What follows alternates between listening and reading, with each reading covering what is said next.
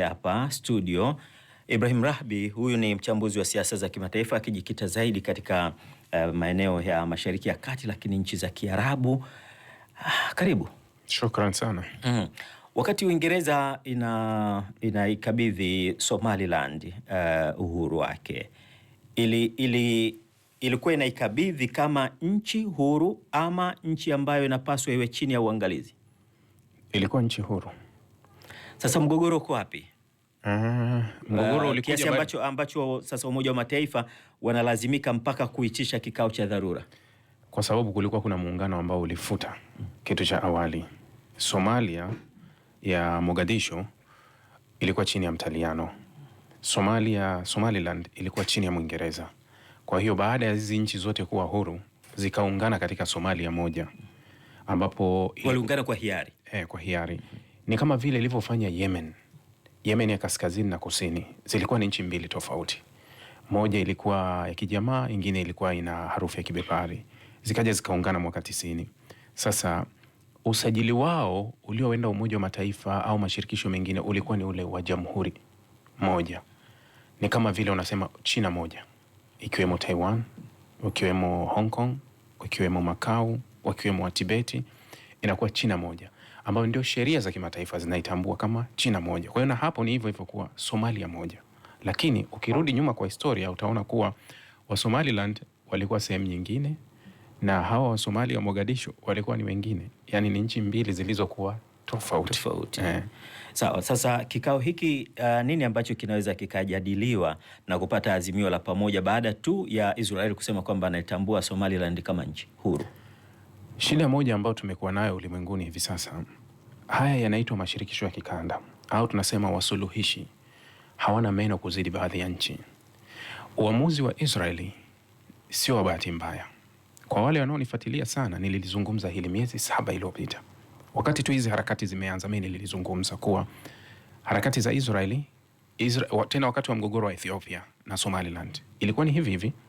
Wakati Ethiopia walianzisha mgogoro, kwa sababu Ethiopia walikuwa wanaenda kufanya hiki alichofanya Israeli, kuwa tutaitambua Somaliland kuwa nchi huru. Ikazua mgogoro mkubwa ambao ulienda kuamuliwa kule Uturuki na Erdogan. Lakini nikasema Israeli ataitambua Somaliland kwa sababu ana faida 2 au 3, na hizi zinatoka kwenye baraka inayotoka moja kwa moja kwa Marekani. Kwa sababu Marekani anaendeshwa na Israeli kwa kiasi chote. Tayari Trump alishasema anataka watu wa Gaza waondoke. Katika nchi zilizoombwa ziwapeleke watu wa Gaza, ziliombwa wale majirani wote wakakataa. Sijui Misri, Jordan, nani walikataa. Ikafika ikaombwa Iraq, ikakataa. Wakasema sasa tuangalie Afrika Mashariki tutawapeleka wapi. Kwa hiyo katika nchi za Afrika Mashariki zilizoguswa, iliguswa Djibouti wakakataa. Wakapelekwa ikaguswa Sudan ikaonekana ina vurugu. Wakasema hakuna fursa ya kunipa nikupe kama Somaliland. Somaliland ndio nchi ambayo inatafuta kutambuliwa toka mwaka 91. Tutawapa utambuzi, halafu tutawapa wa Palestina.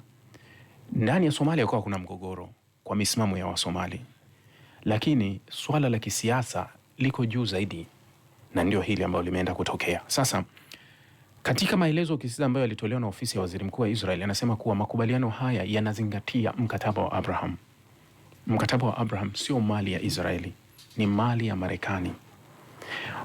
Donald Trump anaulizwa siku moja baada ya lile tangazo, Israeli ameitambua Somaliland, je, utafata wewe? Anasema hatuna habari wala sisi halituhusu.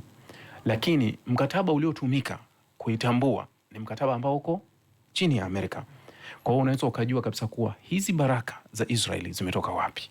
Sasa naposema kuna nchi ziko juu ya mashirikisho au juu ya taasisi, Israeli na Amerika wako juu ya Umoja wa Mataifa, na hutaona chochote.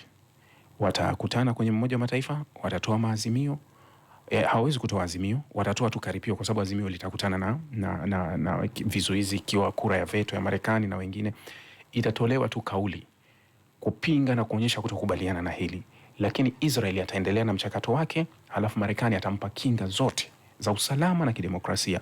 Somaliland inaendelea na hawezi kurudi nyuma. Nini ambacho kinakwamisha Somaliland kutambulika kimataifa kuwa kwamba ni nchi huru? Bado imebaki kwenye ile ambayo mikataba ambayo iliyosainiwa nyuma, kuwa imefungwa kwenye mikataba yote ya kimataifa kuwa Somaliland bado ni eneo la Somalia, yani inafahamika kama Somalia. Sasa hivi tu sio Somaliland, kuna Puntland ambayo na yenyewe inajaribu kutaka kujitoa kwenye makucha ya Somalia. Sasa ile kufahamika yenyewe kuwa bado iko solid, ni lazima Umoja wa Mataifa ima wajumbe fulani wangepitisha kwenda waende wakapige kura ya maoni, yani kuitisha ili ikubalike kufanyika kura ya maoni ya wa Somaliland kuwa je, wanataka kujitoa au hawataki kujitoa. Kama watakubaliana na hilo, baadaye ndio utakuja mchakato sasa wa Somaliland kuondoka rasmi upande wa Somalia na iwe ijitoe. Sasa hili la Israeli si muda mrefu sana Ethiopia atajiunga nalo kwa sababu ni fursa. Lakini umeona vitu vile tofauti kuwa Ethiopia inanufaika na nini? Ethiopia anataka kufikia bahari. Hana bahari. Kwa hiyo yeye alitaka wakati ule yuko katika masuala ya kiuchumi. Kila mmoja yuko kwenye maslahi yake. Israeli ana kile ambacho sema tutawapeleka wa Palestina. Yani tupunguze idadi kubwa ya Palestina kuwahamishia hapa, kwa sababu ni juzi kulikuwa kuna mgogoro huu wakati Israeli ilipoamua kwa inawatoa Palestina bila hata kuwagongea exit, wale wanasafirishwa wanaenda Afrika Kusini kwa sababu walikuwa wanapokelewa. Lakini leo wanawaza nchi gani tutawatoa tu wasukume wapokelewe tu bila nchi hiyo kufanya complain au kutulalamikia. Kwa hiyo wanaona kuwa sasa tumepata fursa ya hii nchi, tunaweza tukawasukuma kwa sababu hawa tuna makubaliano na Somaliland inataka fedha. Israeli anazo pesa za Marekani za bure, atazipeleka tu kule. Lakini wakala mkuu wa hili alikuwa ni Imarati. Ndio maana kwenye tamko hili la nchi 21 hayupo Imarati, hayupo Morocco, hayuko Bahrain. Hawa wote wako kwenye mkataba wa Abraham. Mkataba wa Abraham unapoingia ni kama umefungwa mdomo, umezibwa masikio, umefungwa macho na miguu umefungwa. Yani huwezi kukosoa wala kufanya lolote. Sasa faida ya pili ya Israeli kuwa Somaliland ndio iko kwenye pwani ya bahari ya Arabia ambayo inaenda ina connect kabisa na pwani ya Aden. Unakaribia Bab el-Mandeb, lile lango la kuingia bahari Nyekundu. Sasa hapa ndipo Israeli anapopataka siku zote aweze kuwadhibiti Wahuthi kwa njia yote, kwa sababu Wahuthi wanampa hasara kubwa sana, kama walivyofanya kwa safari kuzuia meli kwa kiwango cha hali ya juu zikawa hazipiti pale. Sasa Israeli, huu mkakati ni wa America with Israel. Tayari Imarati anakaa kwenye visiwa fulani vya Yemen vinaitwa Socotra. Vile visiwa tayari wamefunga rada na kila kitu, wanataka waidhibiti bahari ya Arabia yote kuingia kwenda upande wa juu. Sasa huu ni mkakati ambao kwa nafasi ya Trump atalinda kila Israeli anachokitaka.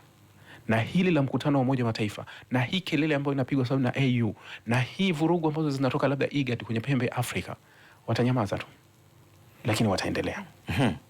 Watanyamaza lakini wataendelea. Israeli na Marekani wataendelea.